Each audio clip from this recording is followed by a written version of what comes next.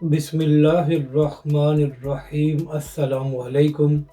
मैं हूं अली असगर और आप देख रहे हैं मेरा यूट्यूब चैनल।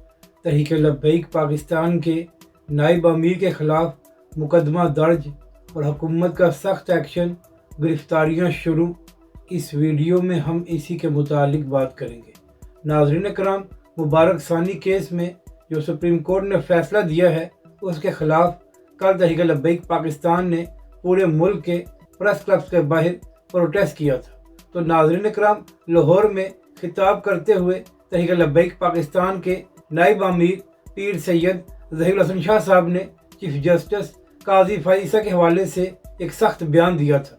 तो नाज़रीन कराम, अब इसी हवाले से हुकूमत ने उस बयान पर सख्त एक्शन लिया है और पीर साहब के खिलाफ मुकदमा दर्ज हो गया है। उसके साथ साथ ख्वाजा आसफ और एहसन इकबाल ने भी एक प्रेस कॉन्फ्रेंस की है और नाज़रीन कराम, उस प्रेस कॉन्फ्रेंस में कहा गया है कि जिन लोगों ने ये फतवा दिया है उनके खिलाफ सख्त कानूनी कार्रवाई की जाएगी। और नाज़रीन कराम, ये भी खबरें सामने आई हैं कि जो मुकदमा दर्ज किया गया है उसमें तहरीक लब्बैक पाकिस्तान के 1500 कारकुनों को भी शामिल किया गया है। तो इसी हवाले से यह भी खबर सामने आई है कि मंडी बहाउद्दीन से तहरीक लब्बैक पाकिस्तान के एक जिम्मेदार को गिरफ्तार भी किया गया है। यानी कि नाज़रीन कराम, कल जो तहरीक लब्बैक पाकिस्तान के नायब अमीर ने चीफ जस्टिस के हवाले से सख्त बयान दिया था, तो अब उसके खिलाफ हुकूमत ने कार्रवाई करने का फैसला कर लिया है। अगर आपको ये वीडियो अच्छी लगे तो इसे लाइक और शेयर ज़रूर करें और हमारे इस चैनल को भी सब्सक्राइब करें।